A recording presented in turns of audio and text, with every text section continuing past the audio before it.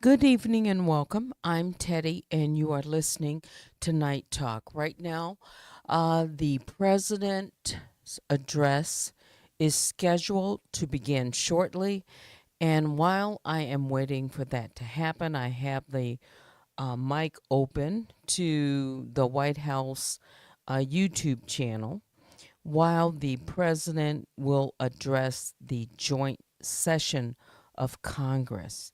Until then, it's scheduled to begin any minute. I'm going to play some music and I will be right back.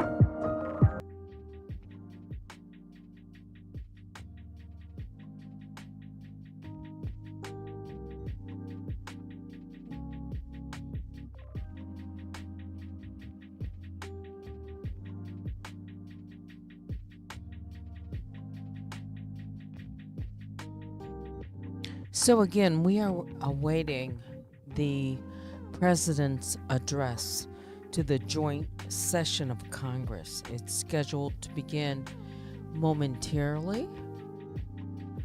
Let's see, I'm waiting. Shout out to the mob, all my other bears. I call the Grizzlies and the Honey Bears. Please hit the mic, not the mic, on your way in. And you can email me at unwinewithteddy@gmail.com. I will make sure that the music is turned off. I was going to read from the bedtime story until then, but I didn't want to break, and I'm coming on just before it's scheduled to begin. So then, welcome all of you. Yes, and let me see if I can open up anything about this address to Congress while we are waiting live updates. So, Trump is to address the Congress as the trade war erupts and the U.S. pauses Ukraine aid. I'm sure there will be quite a bit said tonight. So, again, happening soon, President Donald Trump will tell a joint session of Congress that his highest priority is to rescue the economy and deliver relief to working families, according to excerpts released by the White House. What else? Trade war ignited. Trump's speech is happening on the same day China and Canada retaliated with tariffs on American goods. Did you hear what Justin Trudeau said? I imagine you did, Gia. He didn't even address the president of the United States with the title.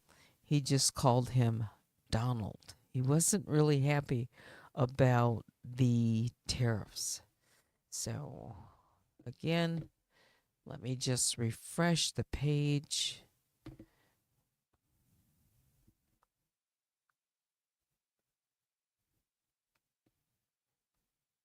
To see if it stirred it.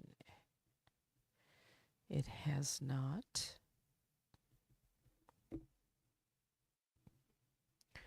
So, not only between China and Canada, but also Mexico. After the U.S. imposed stiff levies on 3 major trading partners. Late today, Commerce Secretary Howard Lutnick suggested a partial resolution might be in sight, saying that Trump could announce a deal with Canada and Mexico tomorrow. On to Ukraine aid pause ahead of the speech. Trump ordered a pause on military aid to Kyiv, prompting Ukrainian President Volodymyr Zelensky to say today that his Oval Office meeting last week with Trump was regrettable and that Ukraine is ready to negotiate a peace deal. What say you? Tariffs will certainly increase the price of goods on both sides, right? But we're concerned here, being an American, on what we pay for goods, services, products, more specifically, that are imported into our country. Okay. While I'm waiting, let me just read the bottom comment. Why raise tariffs? Now Mexico, China, and Canada will raise tariffs. Well, they already have Canada a response immediately to the tariffs. In the end, you say, Joanne, it's us consumers that are stuck with the short end of the stick. Yes. Now, why hasn't this started? I'm going to refresh. I don't want to put it on the screen. We can listen to it. And there are other ways that you can watch it. Certainly on the White House channel and other, I think, media outlets. I think CNN is carrying. Speaker, the President of the United States. Here we go. Let me begin.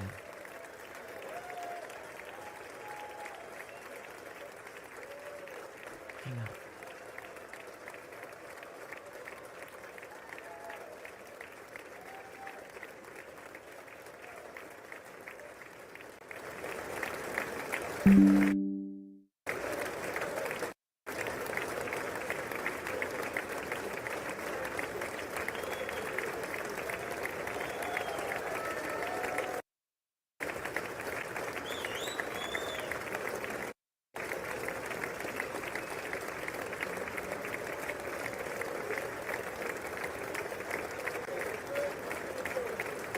Please let me know that the sound is good.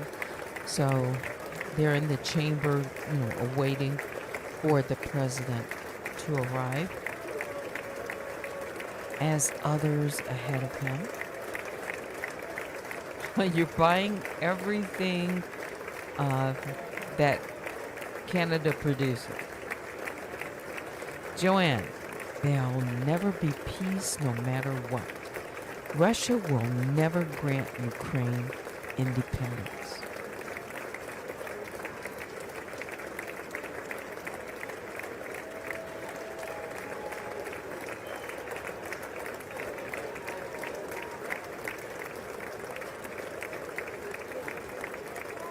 So let me turn back and see what's going on.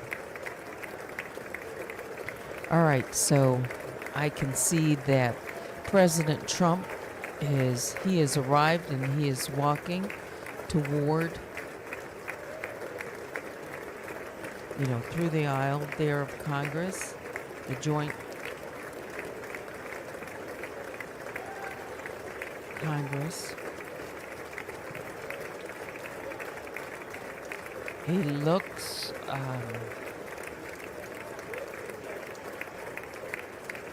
looks rather calm, and he is shaking, the hands of various congressmen and women on both sides. A few. Now, I've heard that there might be a little uproar, maybe interruption, and rumors of some might walk out. We'll have to see. Right now, he is greeting the justices, the Supreme Court, all the Chief Justice and others.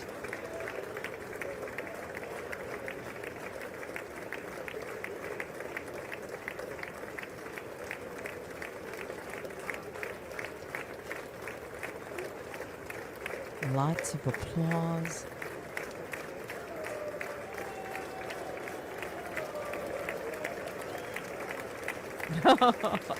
The crowd sounds like AI generated.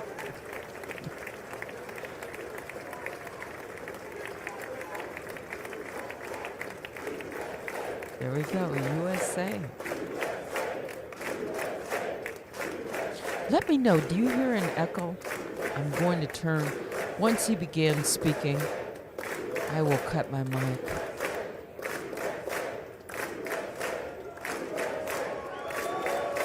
All right.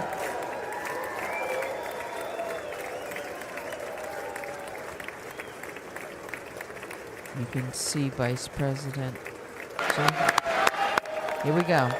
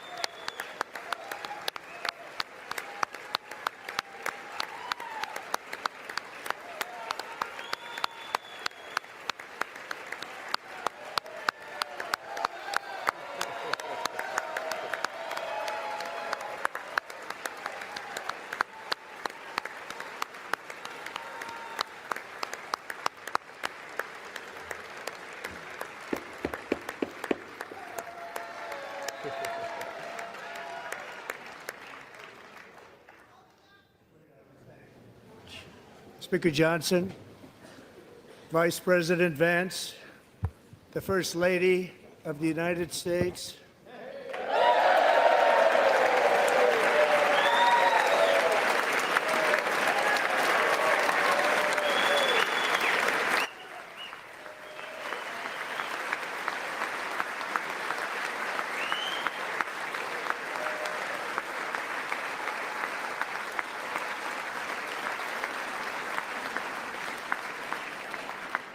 members of the United States Congress, thank you very much, and to my fellow citizens, America is back.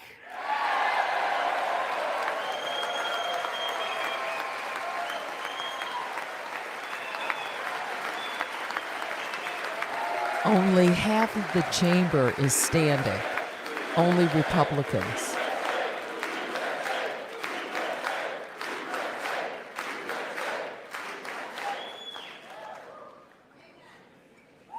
6 weeks ago, I stood beneath the dome of this Capitol and proclaimed the dawn of the golden age of America. From that moment on, it has been nothing but swift and unrelenting action to usher in the greatest and most successful era in the history of our country. We have accomplished more in 43 days than most administrations accomplished in 4 years or 8 years, and we are just getting started.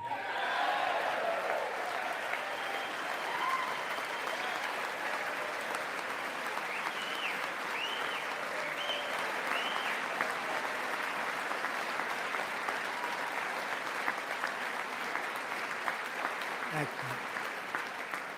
I return to this chamber tonight to report that America's momentum is back, our spirit is back, our pride is back, our confidence is back, and the American dream is surging bigger and better than ever before.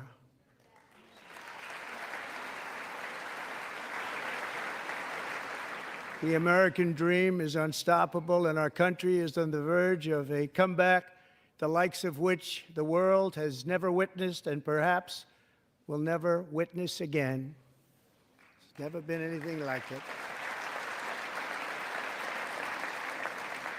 The presidential election of November 5th was a mandate like has not been seen in many decades. We won all 7 swing states, giving us an electoral college victory of 312 votes.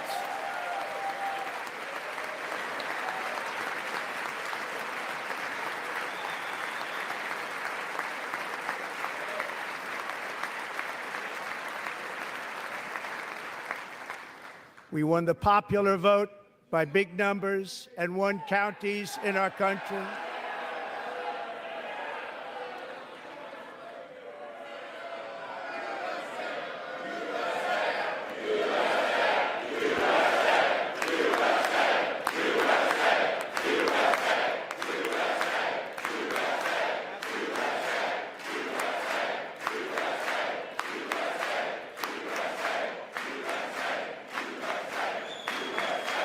And won counties in our country, 2,700 to 525, on a map that reads almost completely red for Republican.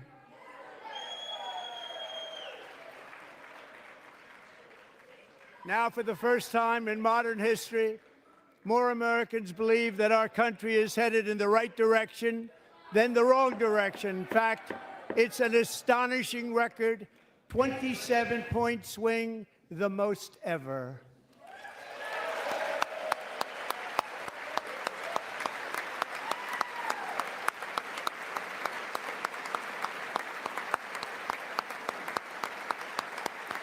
Likewise, small business optimism saw its single largest one-month gain ever recorded. Mr. President. A 41-point jump.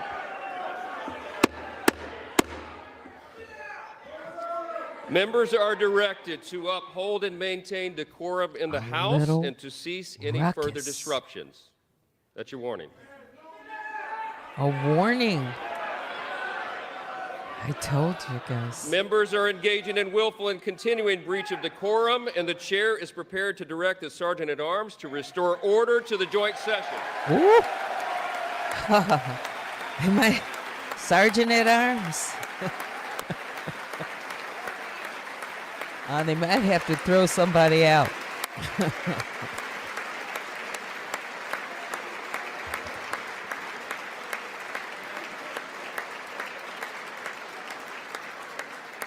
Mr. Green, take your seat.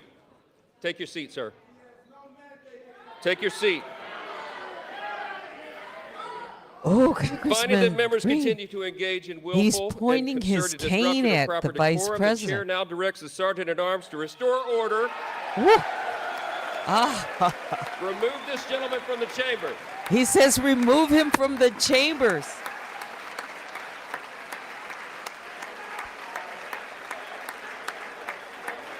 Oh, we got a crowd here tonight. I could show it.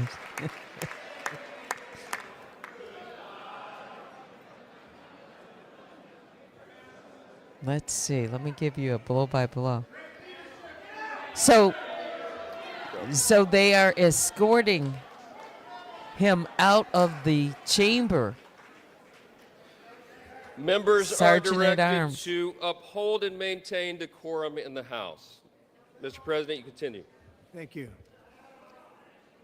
Over the past 6 weeks, I have signed nearly 100 executive orders and taken more than 400 executive actions, a record to restore common sense, safety, optimism, and wealth all across our wonderful land. The people elected me to do the job, and I'm doing it.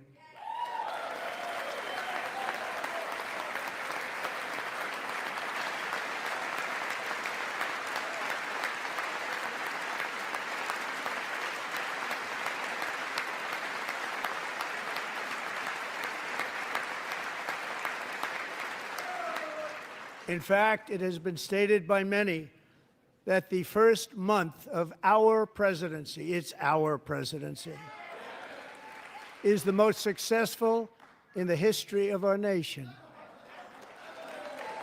By many.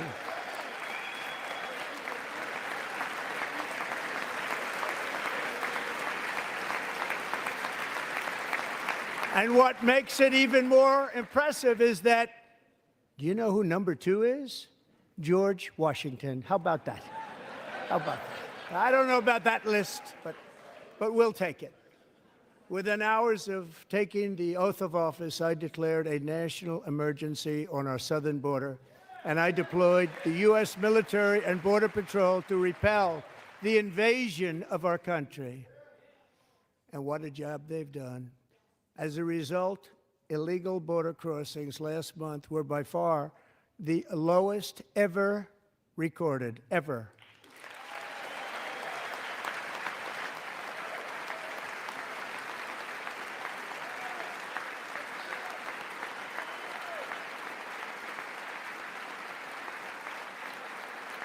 They heard my words and they chose not to come. Much easier that way. In comparison, under Joe Biden, the worst president in American history, there were hundreds of thousands of illegal crossings a month, and virtually all of them, including murderers, drug dealers, gang members, and people from mental institutions and insane asylums, were released into our country. Who would want to do that? This is my 5th such speech to Congress. And once again, I look at the Democrats in front of me, and I realize there is absolutely nothing I can say to make them happy or to make them stand or smile or applaud. Nothing I can do.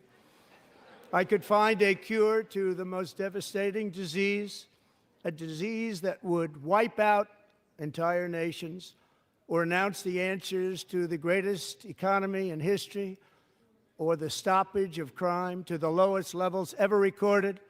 And these people sitting right here will not clap, will not stand, and certainly will not cheer for these astronomical achievements. They won't do it, no matter what. Five times I've been up here. It's very sad, and it just shouldn't be this way.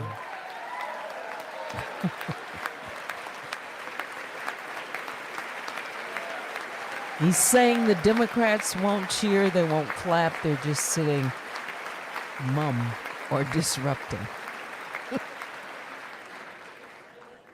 So Democrats sitting before me, for just this one night, why not join us in celebrating so many incredible wins for America? For the good of our nation, let's work together and let's truly make America great again.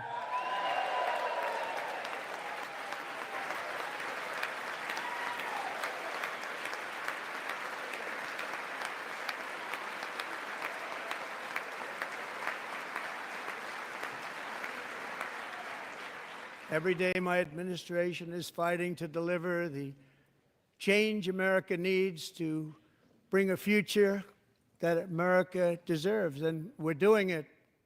This is a time for big dreams and bold action.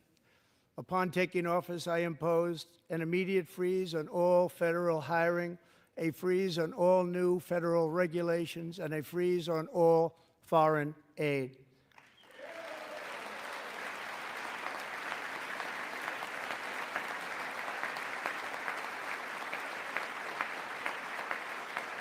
I terminated the ridiculous Green New Scam. I withdrew from the unfair Paris Climate Accord, which was costing us trillions of dollars that other countries were not paying. I withdrew from the corrupt World Health Organization.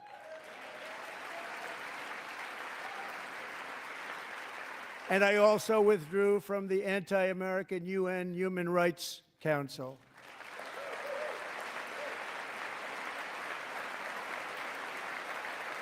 We ended all of Biden's environmental restrictions that were making our country far less safe and totally unaffordable. And importantly, we ended the last administration's insane electric vehicle mandate, saving our auto workers and companies from economic destruction.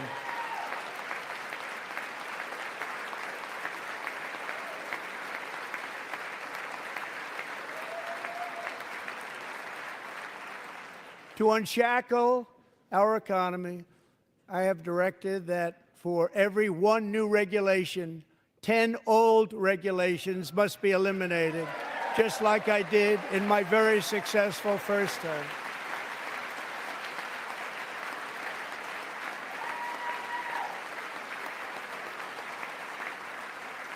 And in that first term, we set records on ending unnecessary rules and regulations like no other president had done before. We ordered all federal workers to return to the office.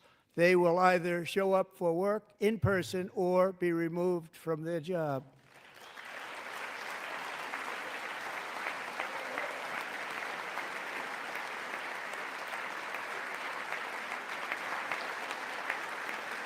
And we have ended weaponized government where, as an example, a sitting president is allowed to viciously prosecute his political opponent, like me.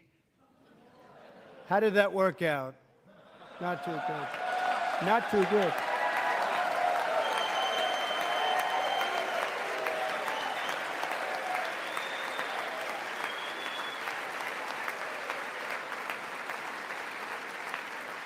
And I have stopped all government censorship and brought back free speech in America. It's back.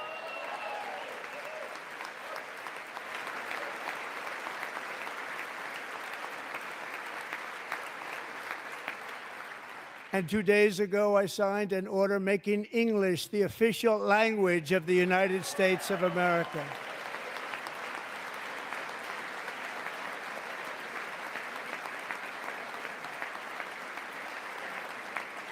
I renamed the Gulf of Mexico the Gulf of America.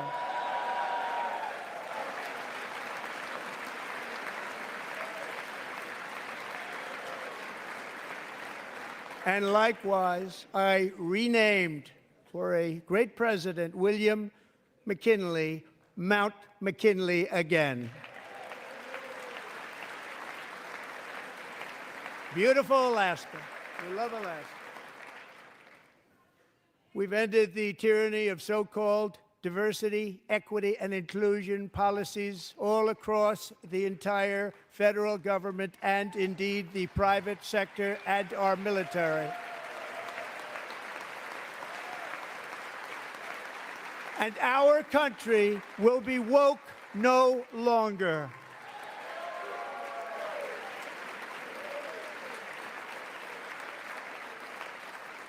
We believe that whether you are a doctor, an accountant, a lawyer, or an air traffic controller, you should be hired and promoted based on skill and competence, not race or gender. Very important.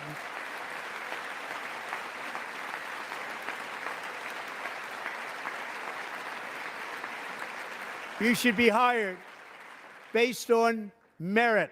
And the Supreme Court, in a brave and very powerful decision, has allowed us to do so. Thank you. Thank you very much.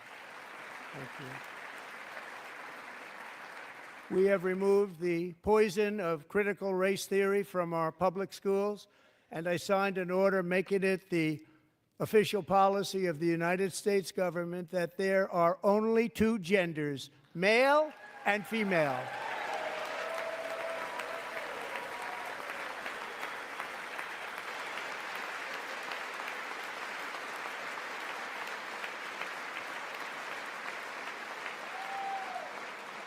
I also signed an executive order to ban men from playing in women's sports.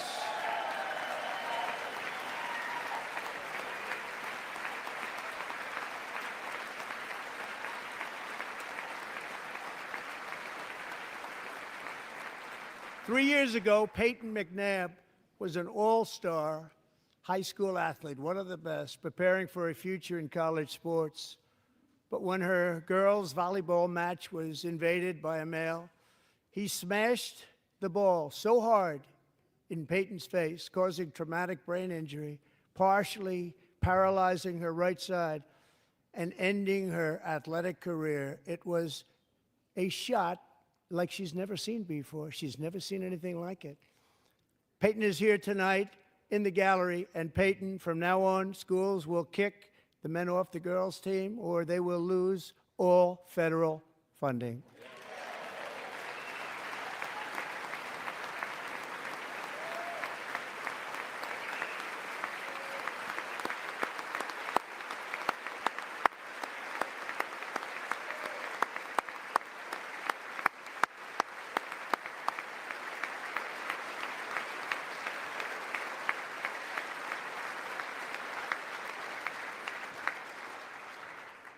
And if you really want to see numbers, just take a look at what happened in the women's boxing, weightlifting, track and field, swimming, or cycling, where a male recently finished a long-distance race 5 hours and 14 minutes ahead of a woman for a new record by 5 hours.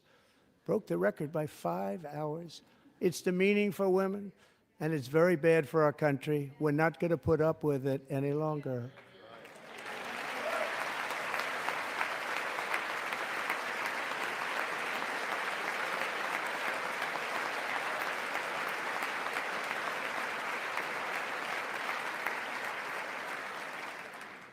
What I have just described is only a small fraction of the common sense revolution that is now, because of us, sweeping the entire world. Common sense has become a common theme, and we will never go back. Never. Never going to let that happen. Among my very highest priorities is to rescue our economy and get dramatic and immediate relief to working families. As you know, we inherited from the last administration an economic catastrophe and an inflation nightmare. Their policies drove up energy prices, pushed up grocery costs, and drove the necessities of life out of reach for millions and millions of Americans. They've never had anything like it. We suffered the worst inflation in 48 years, but perhaps even in the history of our country. They're not sure. As president, I'm fighting every day to reverse this damage and make America affordable again.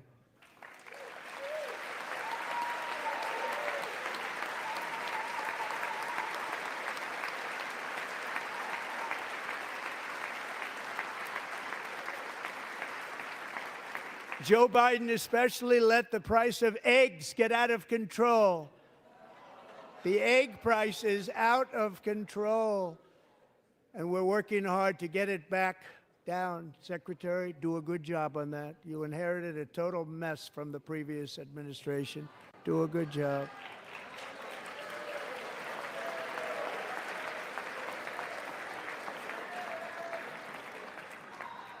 A major focus of our fight to defeat inflation is rapidly reducing the cost of energy. The previous administration cut the number of new oil and gas leases by 95%, slowed pipeline construction to a halt, and closed more than 100 power plants. We are opening up many of those power plants right now.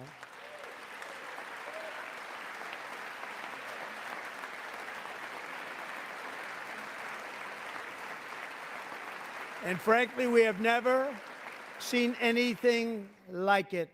That's why on my first day in office, I declared a national energy emergency. As you've heard me say many times, we have more liquid gold under our feet than any nation on earth, and by far. And now I fully authorize the most talented team ever assembled to go and get it. It's called Drill, Baby, Drill.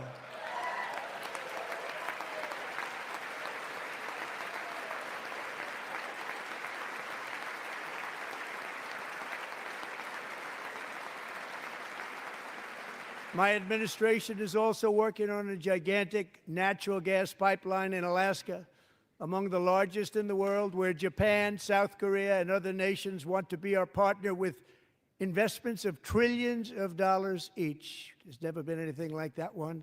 It will be truly spectacular. It's all set to go. The permitting is gotten. And later this week, I will also take historic action to dramatically expand production of critical minerals and rare earths here in the USA.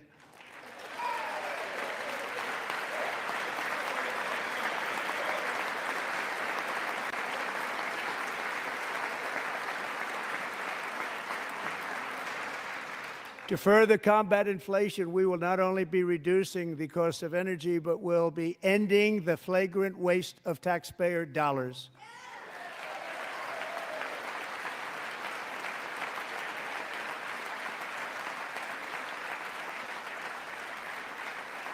And to that end, I have created the brand new Department of Government Efficiency, DOGE.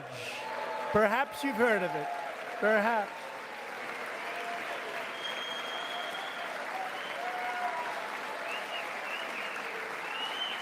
Which is headed by Elon Musk, who is in the gallery tonight.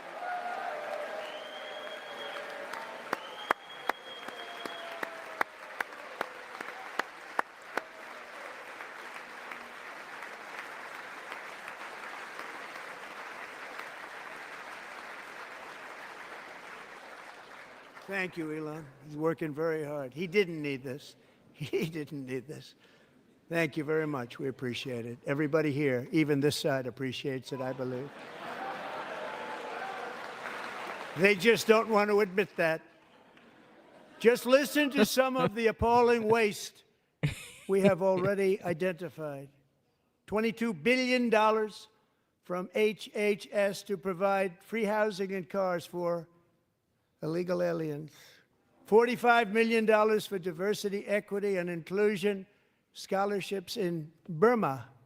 $40 million to improve the social and economic inclusion of sedentary migrants. Nobody knows what that is. $8 million to promote LGBTQI+ in the African nation of Lesotho, which nobody has ever heard of. No, he didn't. $60 million for indigenous peoples and Afro-Colombian empowerment in Central America. $60 million. $8 million for making mice transgender. This is real. $32 million for a left-wing propaganda operation in Moldova. $10 million for male circumcision in Mozambique. $20 million for the Arab Sesame Street in the Middle East. It's a program. $20 million for a program. $1.9 billion to recently created Decarbonization of Homes Committee, headed up, and we know she's involved. Just at the last moment, the money was passed over by a woman named Stacey Abrams. Have you ever heard of her? A $3.5 million consulting contract for lavish fish monitoring. $1.5 million for voter confidence in Liberia. $14 million for social cohesion in Mali. $59 million for illegal alien hotel rooms in New York City. He's a real estate developer. He's done very well. $250,000 to increase vegan local climate action innovation in Zambia. $42 million for social and behavior change in Uganda. $14 million for improving public procurement in Serbia. $47 million for improving learning outcomes in Asia. Asia's doing very well with learning. I don't know what we're doing. We should use it ourselves. And $101 million for DEI contracts at the Department of Education, the most ever paid, nothing even like it. Under the Trump administration, all of these scams, and they're far worse, but I didn't think it was appropriate to talk about them. They're so bad. Many more have been found out and exposed and swiftly terminated by a group of very intelligent, mostly young people, headed up by Elon, and we appreciate it. We found hundreds of billions of dollars of fraud.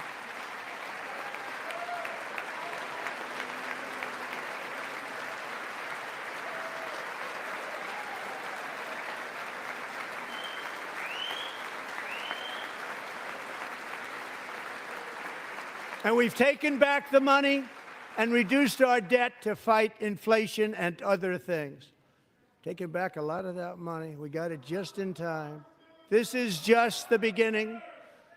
The Government Accountability Office, a federal government office, has estimated annual fraud of over $500 billion in our nation, and we are working very hard to stop it. We're going to.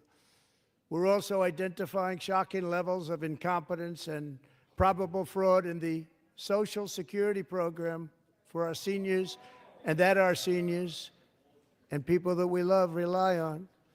Believe it or not, government databases list 4.7 million Social Security members from people aged 100 to 109 years old.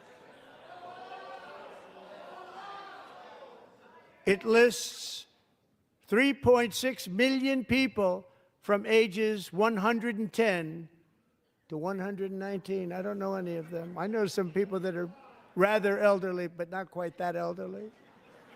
3.47 million people from ages 120 to 129.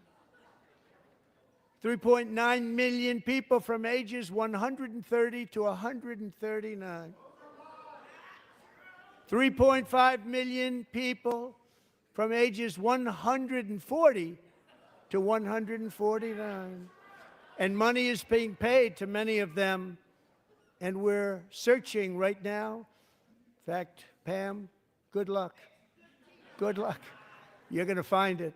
But a lot of money is paid out to people because it just keeps getting paid, and nobody does, and it really hurts Social Security and hurts our country. 1.3 million people from ages 150 to 159, and over 130,000 people, according to the Social Security databases, are age over 160 years old.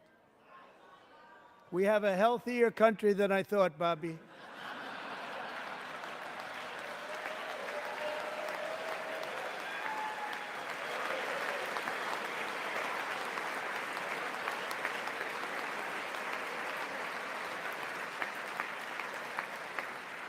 Including, to finish, 1,039 people between the ages of 220 and 229, one person between the age of 240 and 249, and one person is listed at 360 years of age.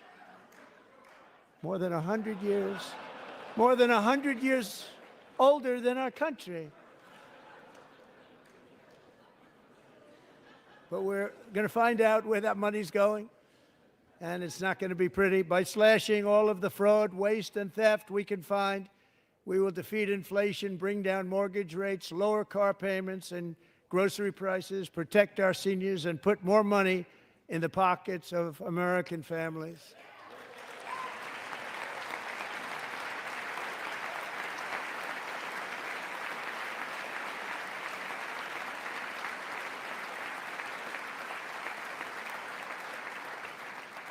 And today, interest rates took a beautiful drop, big, beautiful drop. It's about time.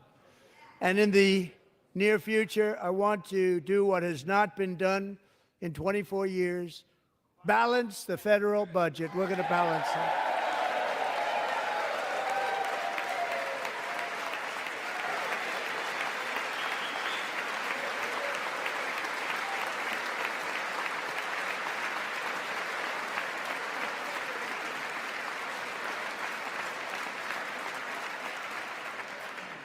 With that goal in mind, we have developed in great detail what we are calling the Gold Card, which goes on sale very, very soon.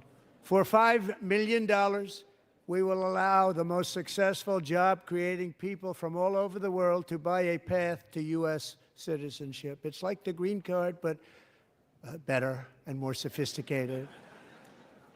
And these people will have to pay tax in our country. They won't have to pay tax from where they came. The money that they've made, you wouldn't want to do that, but they have to pay tax, create jobs. They'll also be taking people out of colleges and paying for them so that we can keep them in our country instead of having them being forced out. Number one, at the top school, as an example, being forced out and not being allowed to stay and create tremendous numbers of jobs and great success for a company out there. So while we take out the criminals, killers, traffickers, and child predators who are allowed to enter our country under the open border policy of these people, the Democrats, the Biden administration, the open border insane policies that you've allowed to destroy our country, we will now bring in brilliant, hardworking, job-creating people. They're going to pay a lot of money, and we're going to reduce our debt with that money.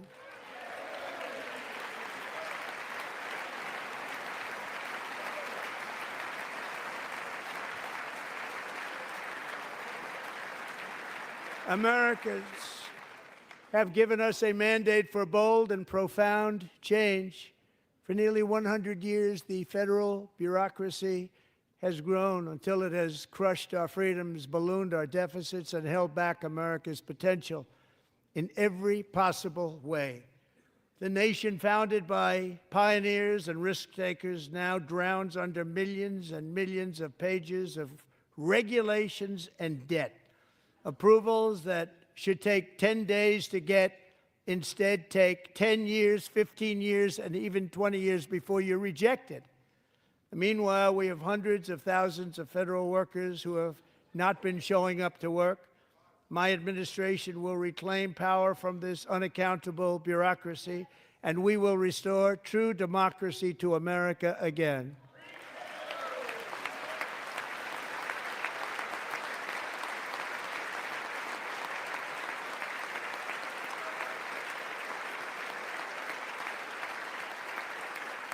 And any federal bureaucrat who resists this change will be removed from office immediately.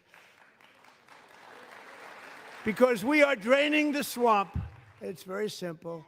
And the days of rule by unelected bureaucrats are over.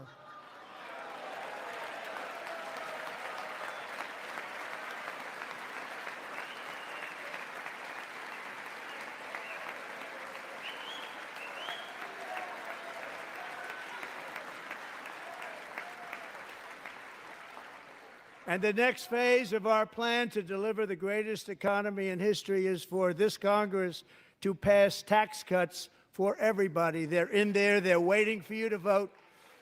And I'm sure that the people on my right, I don't mean the Republican right, but my right here, I'm sure you're going to vote for those tax cuts, because otherwise I don't believe the people will ever vote you into office. So I'm doing you a big favor by telling you that. But I know this group is going to be voting for the tax.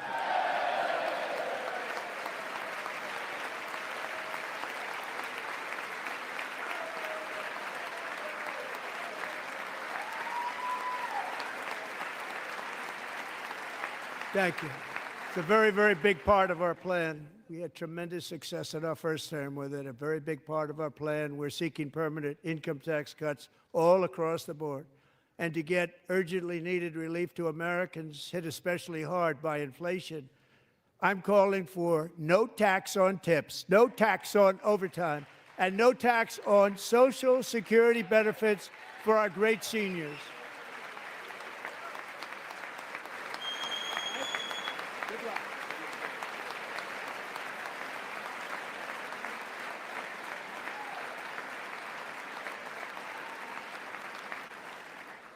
And I also want to make interest payments on car loans tax deductible, but only if the car is made in America.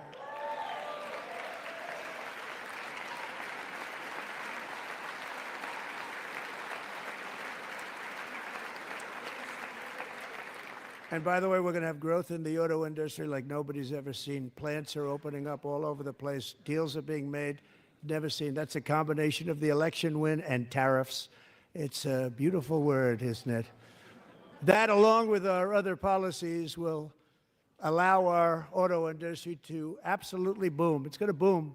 Spoke to the majors today, all three, the top people, and they're so excited. In fact, already numerous car companies have announced that they will be building massive automobile plants in America, with Honda just announcing a new plant in Indiana, one of the largest anywhere in the world.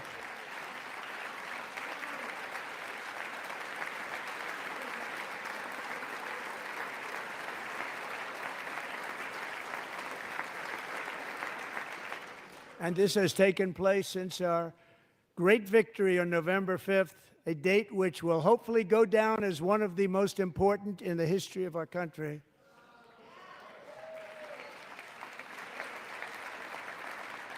In addition, as part of our tax cuts, we want to cut taxes on domestic production and all manufacturing. And just as we did before, we will provide 100% expensing. It will be retroactive to January 20th, 2025. And it was one of the main reasons why our tax cuts were so successful in our first term, giving us the most successful economy in the history of our country. First term. We had a great first term.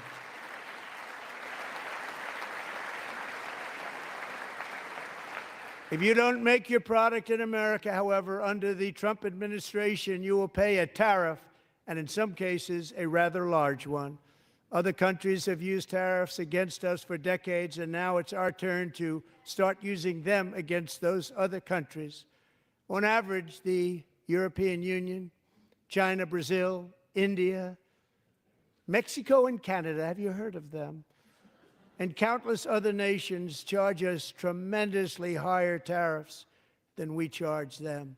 It's very unfair. India charges us auto tariffs higher than 100%. China's average tariff on our products is twice what we charge them. And South Korea's average tariff is 4 times higher. Think of that, 4 times higher. And we give so much help militarily and in so many other ways to South Korea. But that's what happens. This is happening by friend and foe.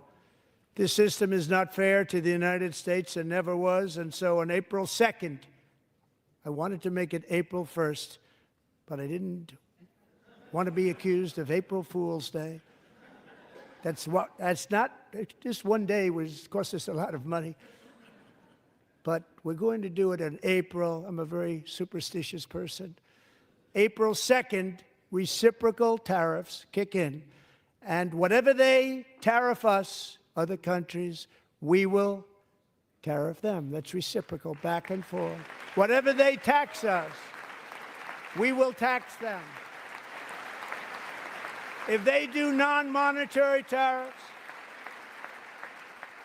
to keep us out of their market, then we will do non-monetary barriers to keep them out of our market. There's a lot of that, too. They don't even allow us in their market. We will take in trillions and trillions of dollars and create jobs like we have never seen before. I did it with China, and I did it with others, and the Biden administration couldn't do anything about it because there was so much money they couldn't do anything about it. We have been ripped off for decades by nearly every country on earth, and we will not let that happen any longer.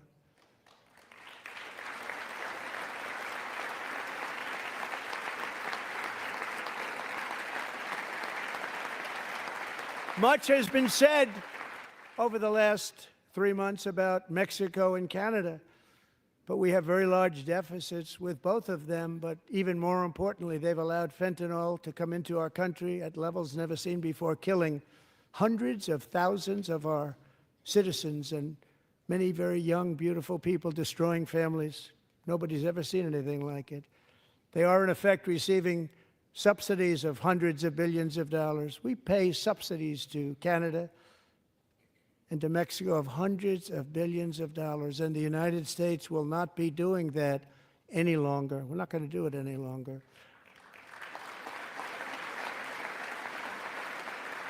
Thanks to our America First policies we're putting into place, we have had $1.7 trillion of new investment in America in just the past few weeks. The combination of the election and our economic policies that people of SoftBank, one of the most brilliant anywhere in the world, announced a $200 billion investment. OpenAI and Oracle, Larry Ellison, announced $500 billion investment, which they wouldn't have done if Kamala had won. Apple announced $500 billion investment. Tim Cook called me. He said, I cannot spend it fast enough. It's going to be much higher than that, I believe. They'll be building their plants here instead of in China. And just yesterday, Taiwan Semiconductor, the biggest in the world, most powerful in the world, has a tremendous amount, 97% of the market, announced a $165 billion investment to build the most powerful chips on earth right here in the USA.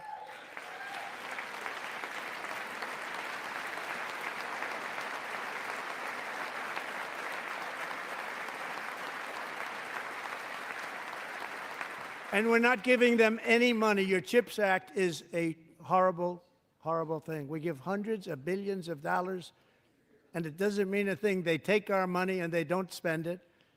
All that meant to them, we're giving them no money. All that was important to them was they didn't want to pay the tariffs, so they came and they're building, and many other companies are coming. We don't have to give them money. We just want to protect our businesses and our people.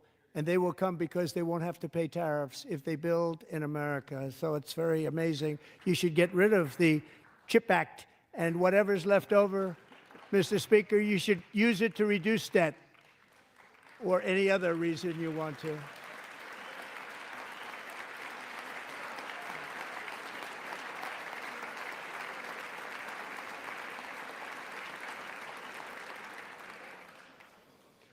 Our new trade policy will also be great for the American farmer. I love the farmer, who will now be selling into our home market, the USA, because nobody is going to be able to compete with you. Because those goods that come in from other countries and companies, they're really in a bad position in so many different ways. They're uninspected. They may be very dirty and disgusting, and they come in and they pour in, and they hurt our American farmers. The tariffs will go on agricultural product coming into America, and our farmers, starting on April 2nd, it may be a little bit of an adjustment period. We had that before when I made the deal with China, $50 billion of purchases, and I said, just bear with me, and they did. They did. Probably have to bear with me again, and this will be even better. That was great. The problem with it was that Biden didn't enforce it. He didn't enforce it. $50 billion of purchases, and we were doing great, but Biden did not enforce it, and it hurt our farmers. But our farmers are going to have a field day right now. So to our farmers, have a lot of fun. I love you too. I love you too. It's all going to happen.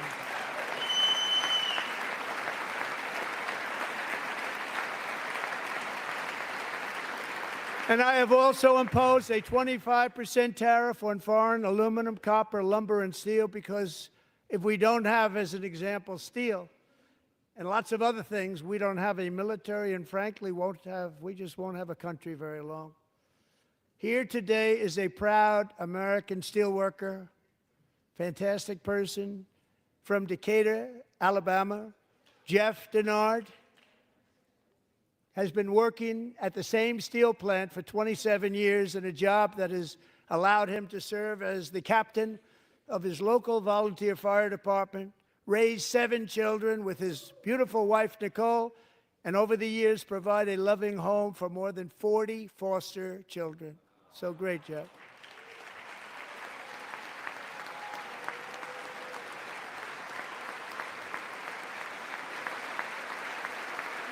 Thank you, Jeff. Thank you, Jeff.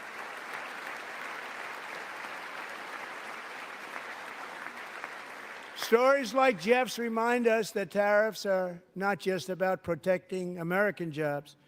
They're about protecting the soul of our country. Tariffs are about making America rich again and making America great again, and it's happening, and it will happen rather quickly. There'll be a little disturbance, but we're okay with that. It won't be much. No, you're not. Oh. And look where Biden took us, very low, the lowest we've ever been. Jeff, I want to thank you very much. And I also want to recognize another person who has devoted herself to foster care community. She works so hard on it. A very loving person, our magnificent First Lady of the United States.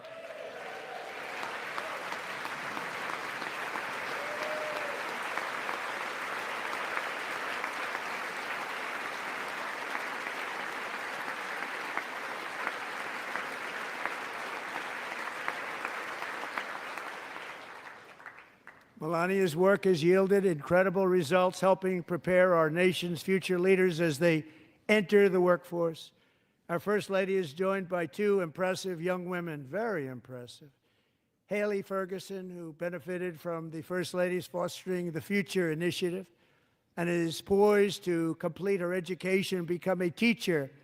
And Elliston Berry, who became a victim of an illicit deepfake image produced by a peer.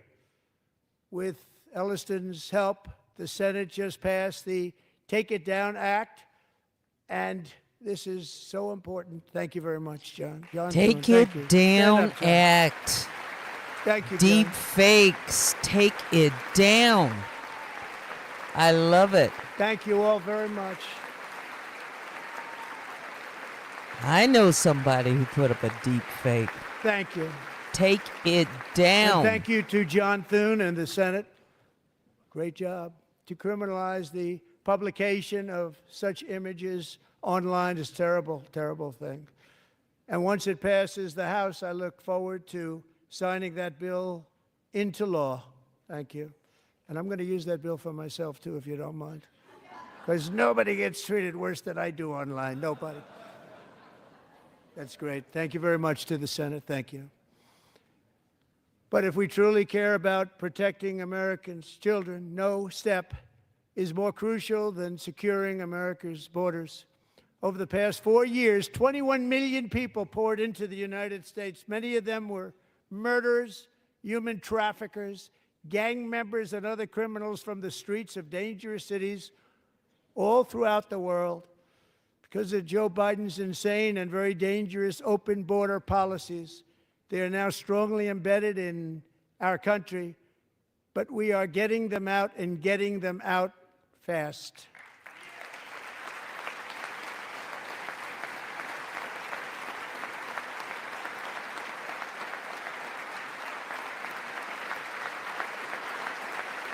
And I want to thank Tom Homan and Christy. I want to thank you and Paul of Border Patrol. I want to thank you. What a job they've all done. Everybody, Border Patrol, ICE, law enforcement in general is incredible. We have to take care of our law enforcement. Have to.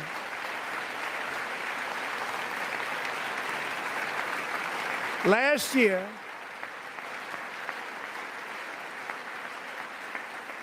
a brilliant 22-year-old nursing student named Laken Riley, the best in her class, admired by everybody, went out for a jog on the campus of the University of Georgia. That morning, Laken was viciously attacked, assaulted, beaten, brutalized, and horrifically murdered. Laken was stolen from us by a savage illegal alien gang member who was arrested while trespassing across Biden's open southern border and then set loose into the United States under the heartless policies of that failed administration. It was indeed a failed administration. He had then been arrested and released in a Democrat-run sanctuary city, a disaster, before ending the life of this beautiful young angel. With us this evening are Lakin's beloved mother, Allison, and her sister, Lauren.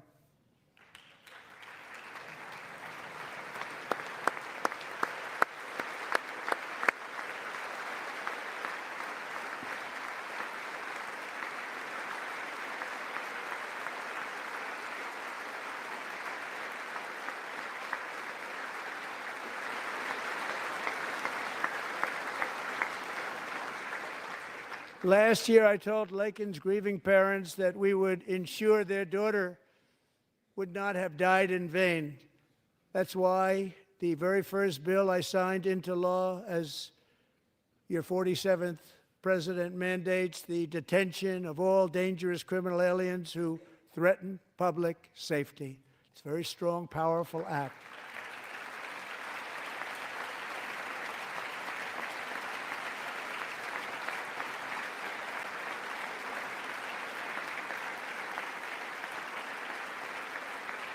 It's called the Lakin-Riley Act. So Allison and Lauren, America will never, ever forget our beautiful Lakin Hope Riley.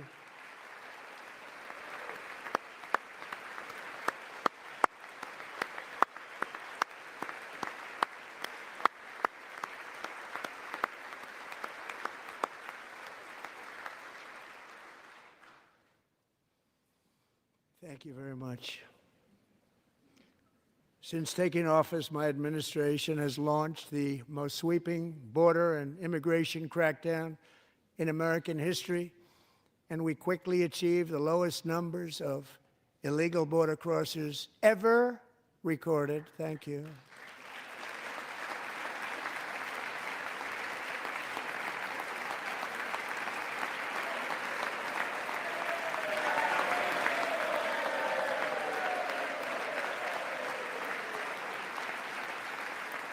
The media and our friends in the Democrat Party kept saying we needed new legislation, we must have legislation to secure the border. But it turned out that all we really needed was a new president.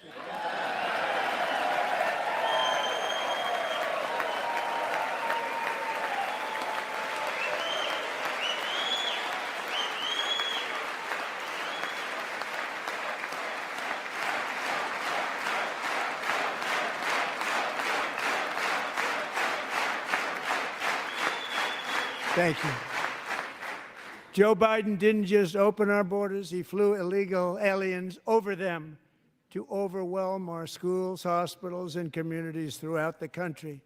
Entire towns like Aurora, Colorado, and Springfield, Ohio, buckled under the weight of the migrant occupation and corruption like nobody's ever seen before. Beautiful towns destroyed.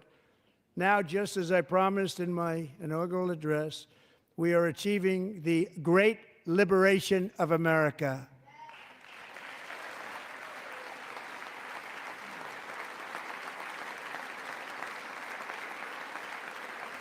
But there still is much work to be done. Here tonight is a woman I have gotten to know, Alexis Nungari from Houston. Wonderful woman. Last June, Alexis's 12-year-old daughter, her precious Jocelyn, walked to a nearby convenience store. She was kidnapped, tied up, assaulted for 2 hours under a bridge, and horrifically murdered. Arrested and charged with this heinous crime are 2 illegal alien monsters from Venezuela, released into America by the last administration through their ridiculous open border. The death of this beautiful 12-year-old girl and the agony of her mother and family touched our entire nation greatly. Alexis, I promised that we would always remember your daughter, your magnificent daughter, and earlier tonight I signed an order keeping my word to you. One thing I have learned about Jocelyn is that she loved animals so much. She loved nature. Across Galveston Bay, from where Jocelyn lived in Houston, you will find a magnificent national wildlife refuge, a pristine, peaceful, 34,000-acre sanctuary for all of God's creatures on the edge of the Gulf of America. Alexis Moments ago, I formally renamed that refuge in loving memory of your beautiful daughter, Jocelyn. So, Mr. Vice President, if you would, may I have the order?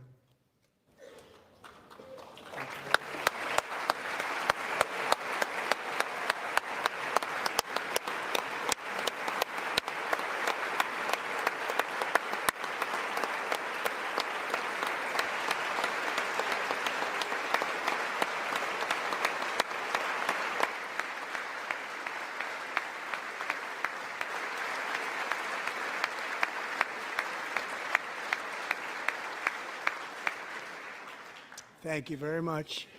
All three savages charged with Jocelyn and Lakin's murders were members of the Venezuelan prison gang, the toughest gang, they say, in the world, known as Tren de Aragua. 2 weeks ago, I officially designated this gang, along with MS-13 and the bloodthirsty Mexican drug cartels, as foreign terrorist organizations.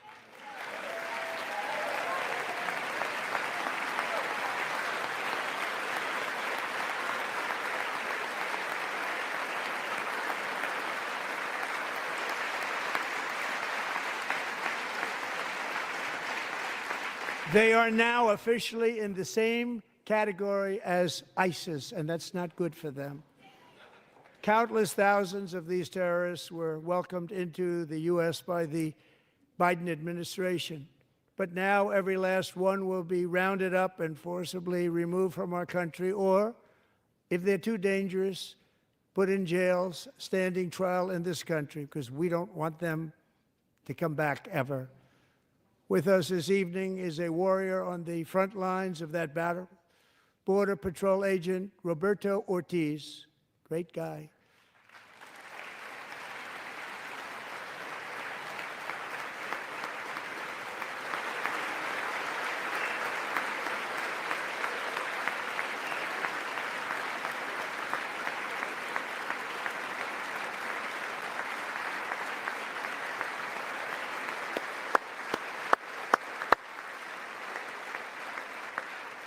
In January, Roberto and another agent were patrolling by the Rio Grande near an area known as Cartel Island. Doesn't sound too nice to me.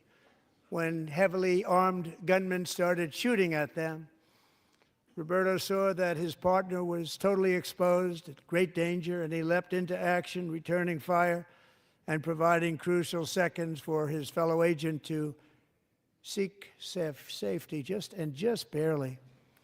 I have some of the prints of that event, and it was not good. Agent Ortiz, we salute you for your great courage and for your line of fire that you took and for the bravery that you showed. We honor you, and we will always honor you. Thank you, Roberto, very much.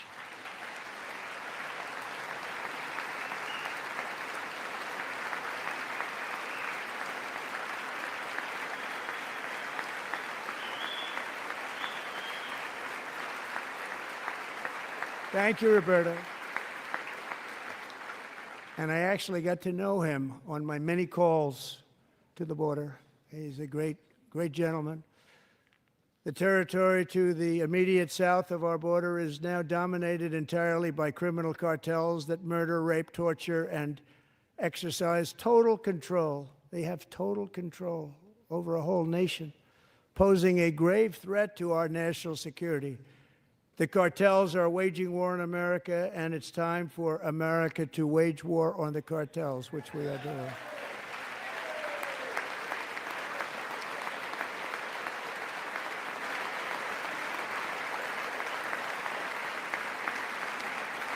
Five nights ago, Mexican authorities, because of our tariff policies being imposed on them, think of this, handed over to us 29 of the biggest cartel leaders in their country. That has never happened before. They want to make us happy.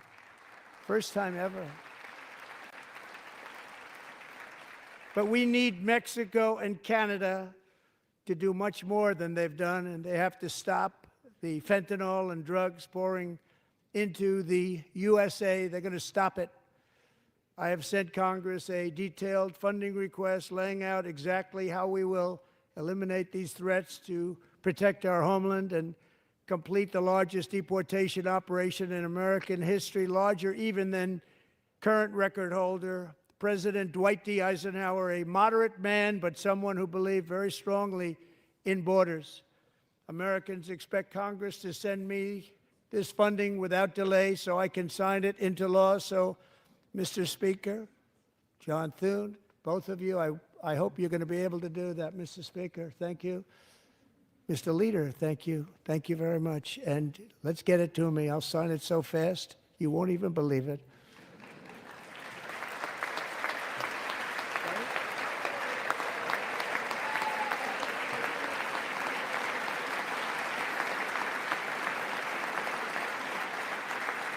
And as we reclaim our sovereignty, we must also bring back law and order to our cities and towns.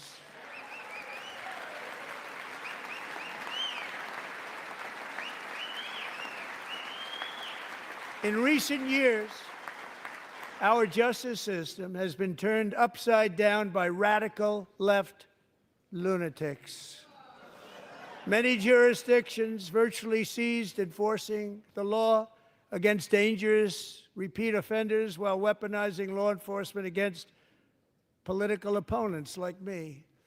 My administration has acted swiftly and decisively to restore fair, equal, and impartial justice under the constitutional rule of law, starting at the FBI and the DOJ. Pam, good luck. Cash, wherever you may be, good luck. Good luck. Pam Bond. Good luck. So important. Going to do a great job. Cash, thank you. Thank you, Cash.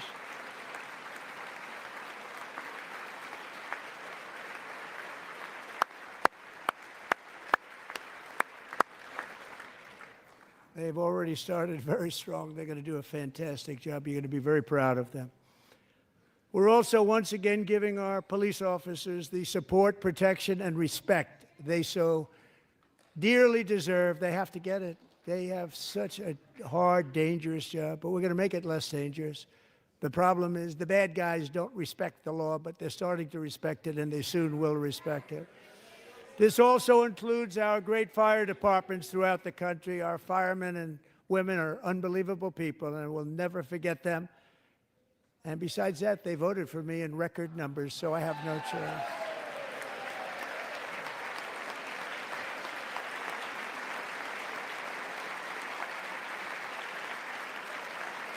One year ago this month, 31-year-old New York police officer Jonathan Diller, unbelievably wonderful person and a great officer, was gunned down at a traffic stop on Long Island. I went to his funeral.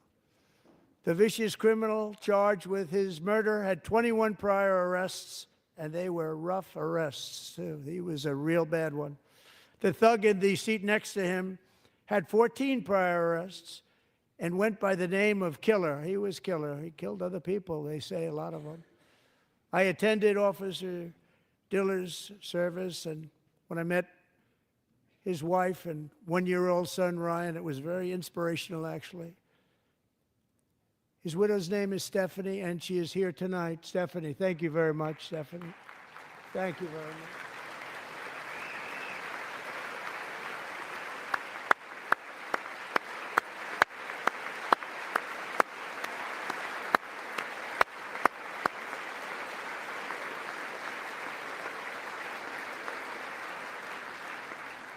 Stephanie, we're going to make sure that Ryan knows his dad was a true hero, New York's finest, and we're going to get these cold-blooded killers and repeat offenders off our streets, and we're going to do it fast. Got to stop it. They get out with 28 arrests. They push people into subway trains. They hit people over the head, back of the head with baseball bats. We got to get them out of here. I've already signed an executive order requiring a mandatory death penalty for anyone who murders a police officer. And tonight I'm asking Congress to pass that policy into permanent law.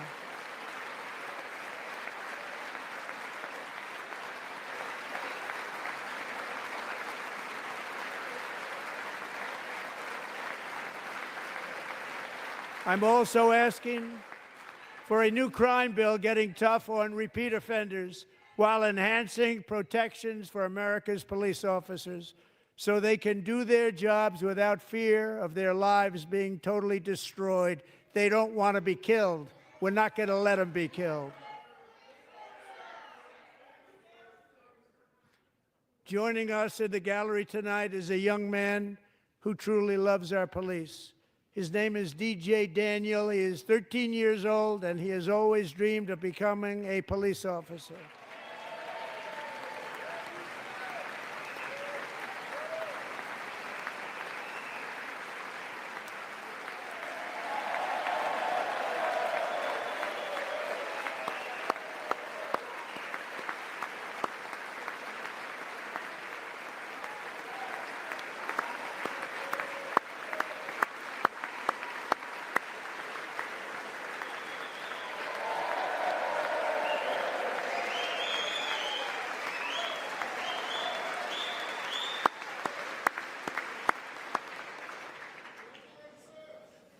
But in 2018, DJ was diagnosed with brain cancer.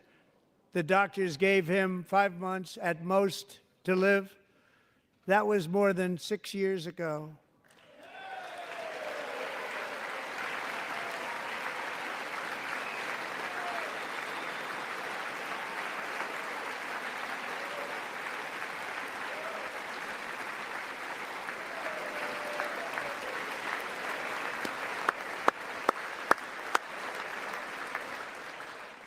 Since that time, DJ and his dad have been on a quest to make his dream come true, and DJ has been sworn in as an honorary law enforcement officer, actually a number of times. The police love him, the police departments love him. And tonight, DJ, we're going to do you the biggest honor of them all. I am asking our new Secret Service Director, Sean Curran, to officially make you an agent of the United States Secret Service.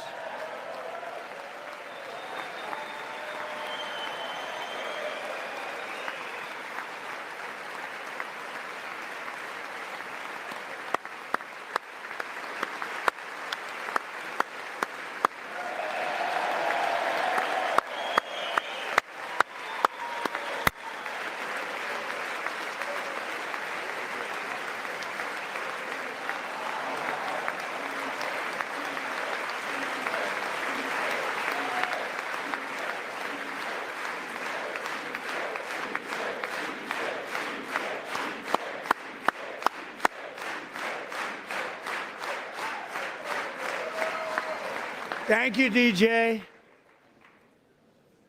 DJ's doctors believe his cancer likely came from a chemical he was exposed to when he was younger. Since 1975, rates of child cancer have increased by more than 40%. Reversing this trend is one of the top priorities for our new presidential commission to make America healthy again, chaired by our new Secretary of Health and Human Services, Robert F. Kennedy, Jr.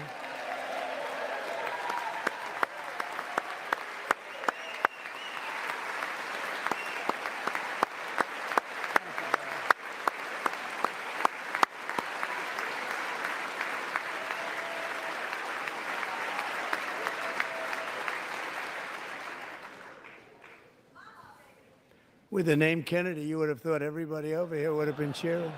How quickly they forget. Our goal is to get toxins out of our environment, poisons out of our food supply, and keep our children healthy and strong. As an example, not long ago, and you can't even believe these numbers, 1 in 10,000 children had autism, 1 in 10,000. And now it's 1 in 36. There's something wrong, 1 in 36. Think of that. So we're going to find out what it is, and there's nobody better than Bobby and all of the people that are working with you. You have the best to figure out what is going on. Okay, Bobby, good luck. It's a very important job. Thank you. Go get him.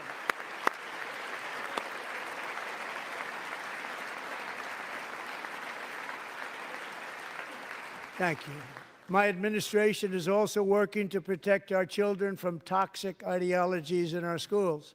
A few years ago, January Littlejohn and her husband discovered that their daughter's school had secretly socially transitioned their 13-year-old little girl. Teachers and administrators conspired to deceive January and her husband while encouraging her daughter to use a new name and pronouns. They, them pronoun, actually, all without telling January, who is here tonight and is now a courageous advocate against this form of child abuse. January, thank you. Thank you. Thank you very much. Thank you.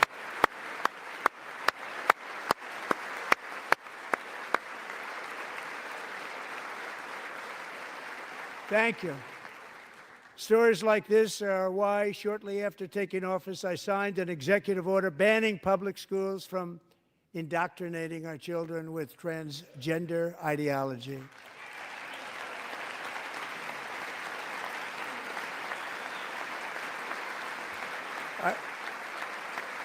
I also signed an order to cut off all taxpayer funding to any institution that engages in the sexual mutilation of our youth.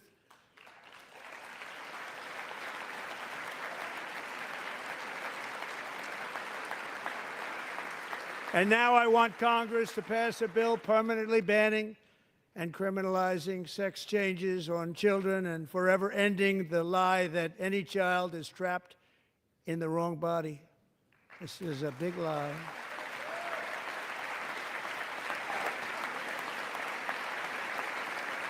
And our message to every child in America is that you are perfect exactly the way God made you.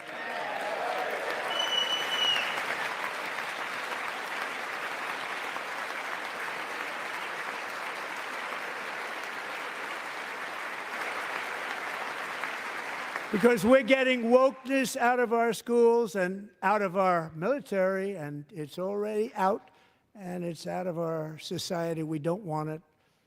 Wokeness is trouble. Wokeness is bad. It's gone. It's gone. And we feel so much better for it, don't we? Don't we feel better? Our service members won't be activists and ideologues. They will be fighters and warriors. They will fight for our country. And Pete, congratulations. Secretary of Defense, congratulations.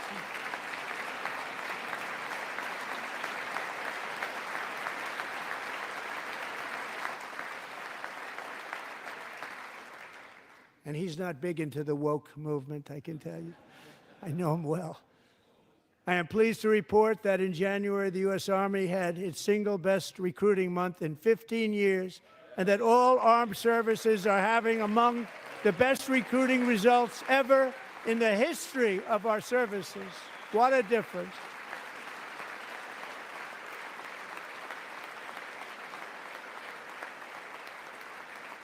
And you know, it was just a few months ago where the results were exactly the opposite. We couldn't recruit anywhere. We couldn't recruit. Now we're having the best results just about that we've ever had. What a tremendous turnaround. It's really a beautiful thing to see.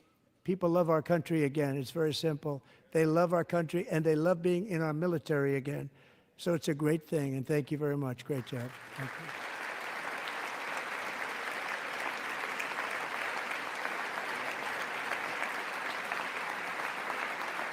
We're joined tonight by a young man, Jason Hartley, who knows the weight of that call of duty. Jason's father, grandfather, and great-grandfather all wore the uniform. Jason tragically lost his dad, who was also a Los Angeles County Sheriff's deputy when he was just a boy, and now he wants to carry on the family legacy of service. Jason is a senior in high school, a six-letter varsity athlete, a really good athlete, they say, a brilliant student with a 4.46, that's good, GPA. And his greatest dream is to attend the U.S. Military Academy at West Point.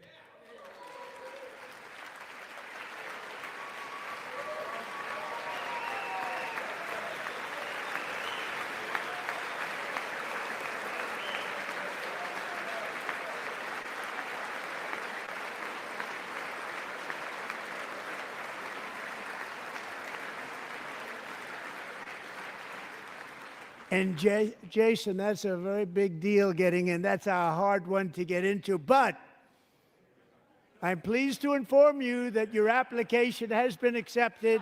You will soon be joining the Corps of Cadets.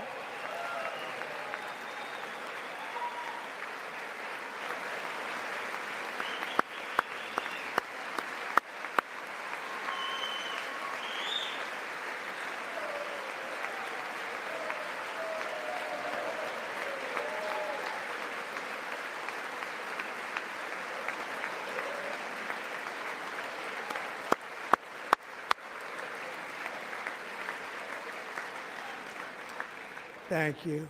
Jason, you're going to be on the long gray line, Jason.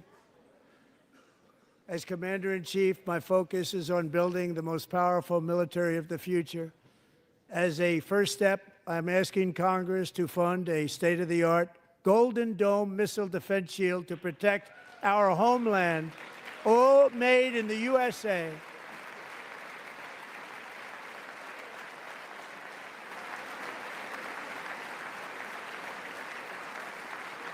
And Ronald Reagan wanted to do it long ago, but the technology just wasn't there, not even close. But now we have the technology. It's incredible, actually.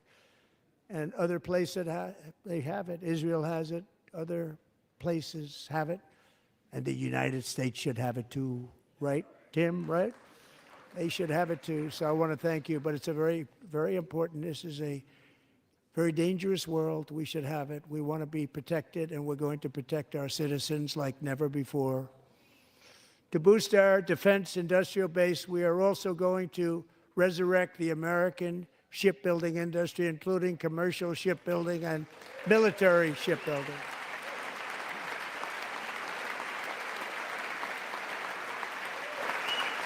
And for that purpose, I am announcing tonight that we will create a new Office of Shipbuilding in the White House and offer special tax incentives to bring this industry home to America where it belongs. We used to make so many ships. We don't make them anymore very much, but we're going to make them very fast, very soon. It will have a huge impact. To further enhance our national security, my administration will be reclaiming the Panama Canal, and we've already started doing it.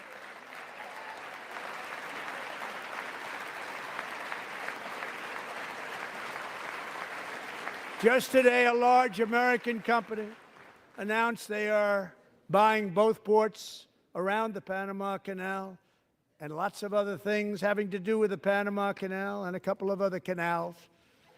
The Panama Canal was built by Americans for Americans, not for others, but others could use it.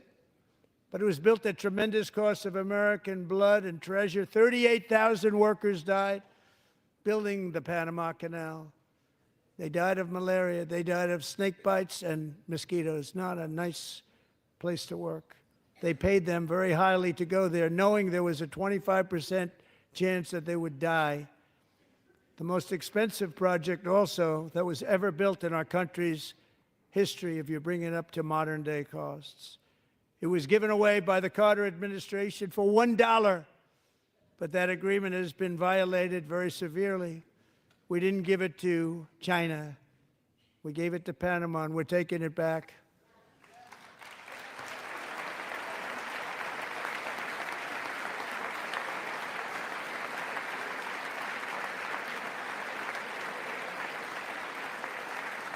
And we have Marco Rubio in charge. Good luck, Marco.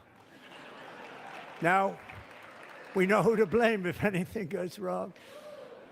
Marco's been amazing, and he's going to do a great job. Think of it. He got 100 votes. You know, he was approved with actually 99, but the 100th was this gentleman, and I feel very certain. So let's assume he got 100 votes. And I'm either very, very happy about that, or I'm very concerned about it.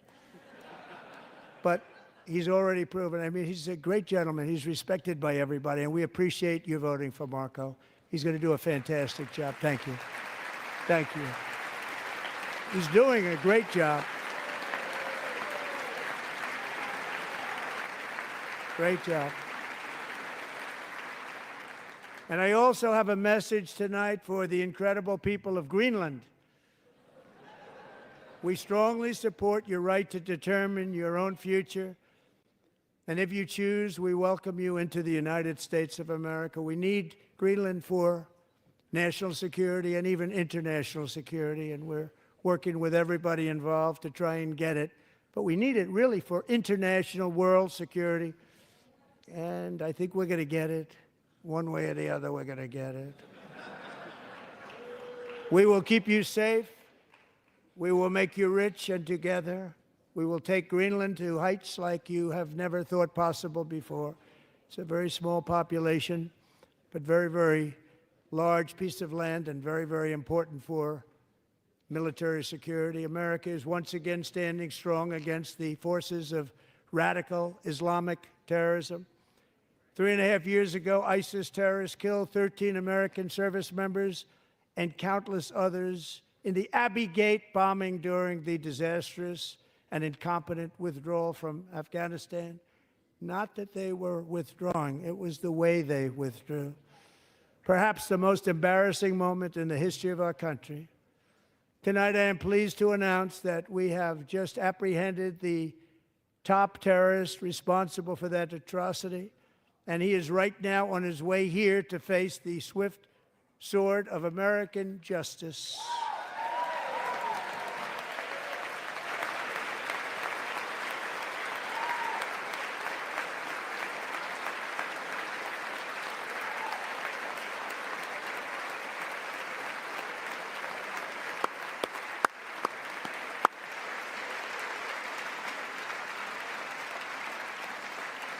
And I want to thank especially the government of Pakistan for helping arrest this monster.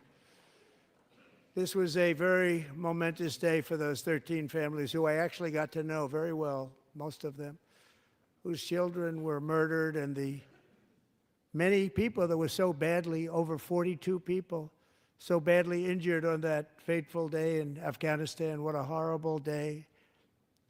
Such incompetence was shown that when Putin saw what happened, I guess he said, wow, maybe this is my chance. That's how bad it was. Should have never happened. Grossly incompetent people. I spoke to many of the parents and loved ones, and they're all in our hearts tonight. Just spoke to them on the phone. We had a big call. Every one of them called, and everybody was on the line, and they did nothing but cry with happiness. They were very happy, as happy as you can be under those circumstances. Their child, brother, sister, son, daughter was killed for no reason whatsoever. In the Middle East, we're bringing back our hostages from Gaza. In my first term, we achieved one of the most groundbreaking peace agreements in generations, the Abraham Accords.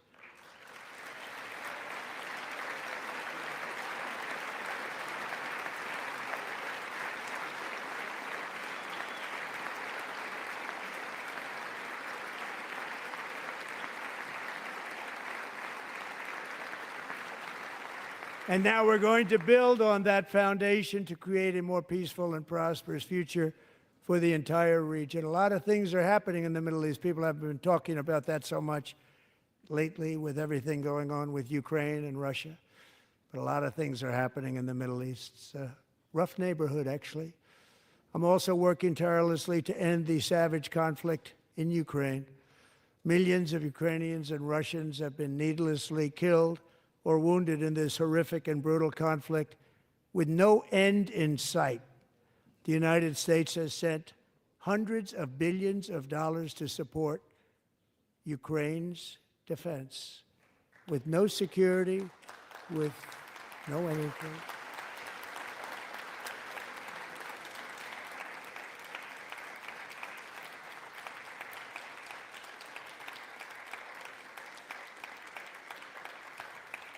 Do you want to keep it going for another 5 years?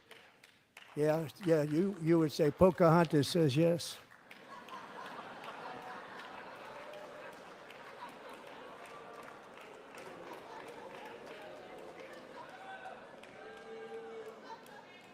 $2,000 people are being killed every single week. More than that. They're Russian young people. They're Ukrainian young people. They're not Americans, but I want it to stop. Meanwhile, Europe has sadly spent more money buying Russian oil and gas than they have spent on defending Ukraine, by far. Think of that. They've spent more buying Russian oil and gas than they have defending. And we've spent perhaps $350 billion, like taking candy from a baby. That's what happened. And they've spent $100 billion. What a difference that is. And we have an ocean separating us, and they don't. But we're getting along very well with them, and lots of good things are happening.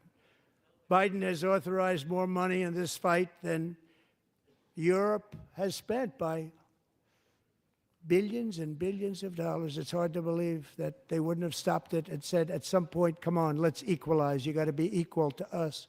But that didn't happen. Earlier today, I received an important letter from President Zelensky of Ukraine. The letter reads, Ukraine is ready to come to the negotiating table as soon as possible to bring lasting peace closer. Nobody wants peace more than the Ukrainians, he said. My team and I stand ready to work under President Trump's strong leadership to get a peace that lasts. We do really value how much America has done to help Ukraine maintain its sovereignty and independence. Regarding the agreement on minerals and security, Ukraine is ready to sign it at any time that is convenient for you. I appreciate that he sent this letter, just got it a little while ago. Simultaneously, we've had serious discussions with Russia and have received strong signals that they are ready for peace. Wouldn't that be beautiful? Wouldn't that be beautiful?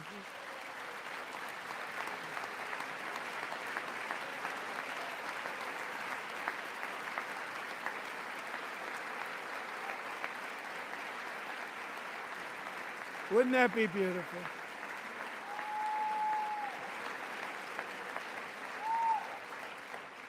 It's time to stop this madness. It's time to halt the killing. It's time to end this senseless war. If you want to end wars, you have to talk to both sides. Nearly 4 years ago, amid rising tensions, a history teacher named Mark Fogel was detained in Russia and sentenced to 14 years in a penal colony. Rough stuff. The previous administration barely lifted a finger to help him. They knew he was innocent, but they had no idea where to begin. But last summer, I promised his 95-year-old mother, Malphine, that we would bring her boy safely back home. After 22 days in office, I did just that, and they are here tonight.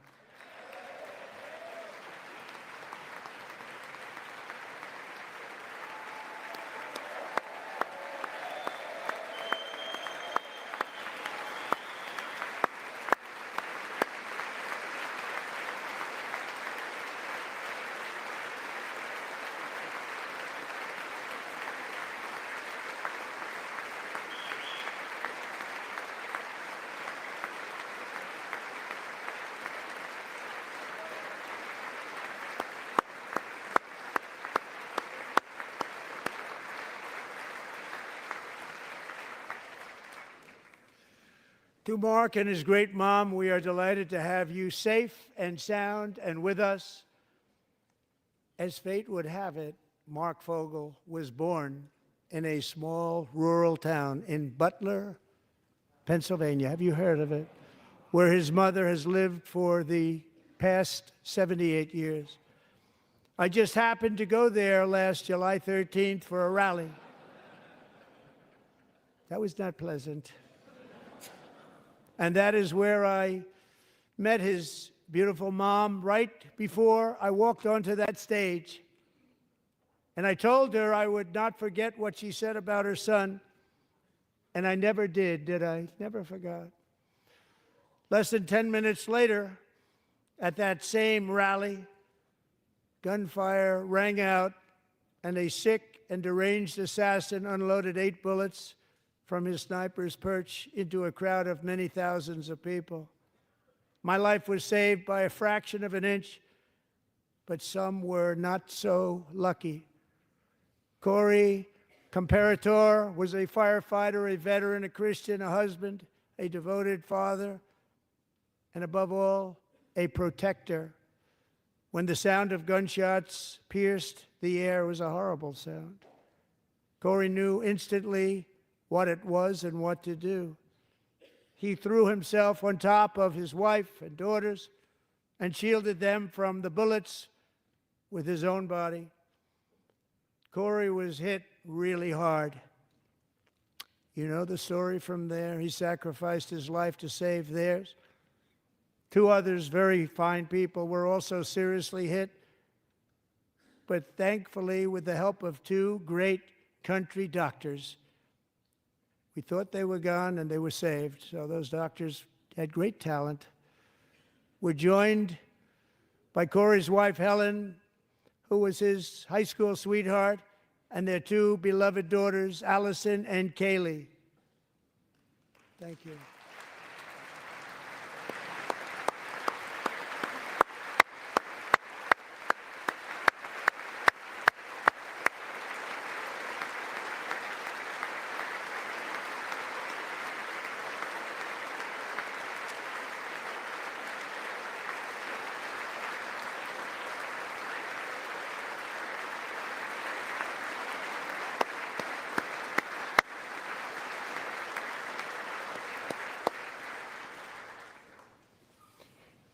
To Helen, Allison, and Kaylee, Corey is looking down on his three beautiful ladies right now, and he is cheering you on. He loves you.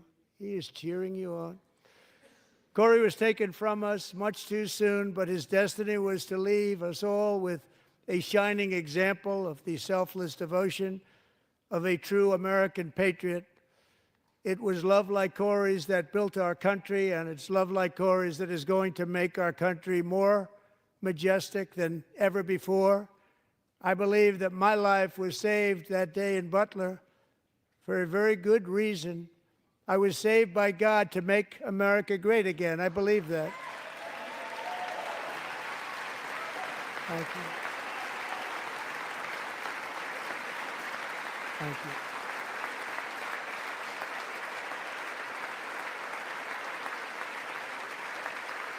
Thank you.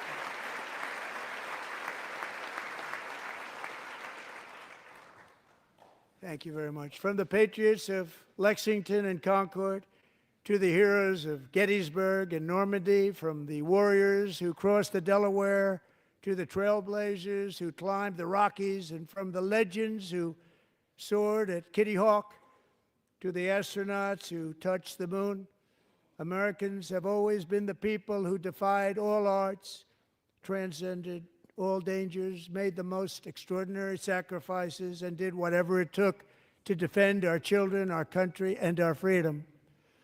And as we have seen in this chamber tonight, that same strength, faith, love, and spirit is still alive and thriving in the hearts of the American people. Despite the best efforts of those who would try to censor us, silence us, break us, destroy us, Americans are today a proud, free, sovereign, and independent nation that will always be free, and we will fight for it till death. We will never let anything happen to our beloved country, because we are a country of doers, dreamers, fighters, and survivors. Our ancestors crossed a vast ocean, strode into the unknown wilderness, and carved their fortunes from the rock and soil of a perilous and very dangerous frontier. They chased our destiny across a boundless continent. They built the railroads, laid the highways, and graced the world with American marvels like the Empire State Building, the mighty Hoover Dam, and the towering Golden Gate Bridge. They lit the world with electricity, broke free of the force of gravity, fired up the engines of American industry, vanquished the communists, fascists, and Marxists all over the world, and gave us countless modern wonders sculptured out of iron, glass, and steel. We stand on the shoulders of these pioneers who won and built the modern age, these workers who poured their sweat into the skylines of our cities, These warriors who shed their blood on fields of battle and gave everything they had for our rights and for our freedom. Now it is our time to take up the righteous cause of American liberty. And it is our turn to take America's destiny into our own hands and begin the most thrilling days in the history of our country. This will be our greatest era. With God's help, over the next 4 years, we are going to lead this nation even higher, and we are going to forge the freest, most advanced, most dynamic, and most dominant civilization ever to exist on the face of this earth. We are going to create the highest quality of life, build the safest and wealthiest and healthiest and most vital communities anywhere in the world. We are going to conquer the vast frontiers of science, and we are going to lead humanity into space and plant the American flag on the planet Mars and even far beyond.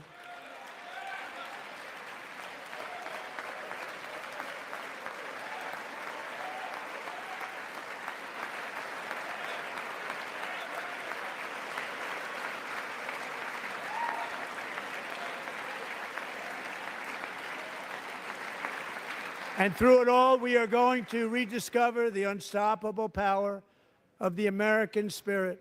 And we are going to renew unlimited promise of the American dream.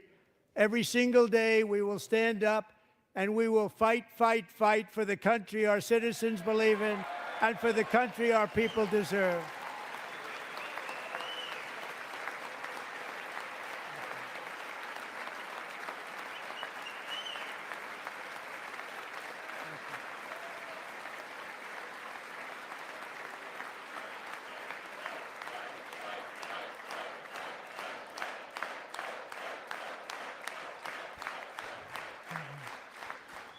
My fellow Americans, get ready for an incredible future, because the golden age of America has only just begun. It will be like nothing that has ever been seen before. Thank you, God bless you, and God bless America. That is it. That was a long speech. But I am glad that you stayed here for it. There will be analysis tomorrow by many, I'm sure. But now it's time to say good night. But before I do, biggest bear hugs go out to all the Grizzlies and the Honey Bears. Please hit the like on your way out. Share the video if you care to. And join me sometime tomorrow. You can email me at unwinewithteddy@gmail.com. That's it. Thanks for watching. Until next time, I'm Teddy. Good night.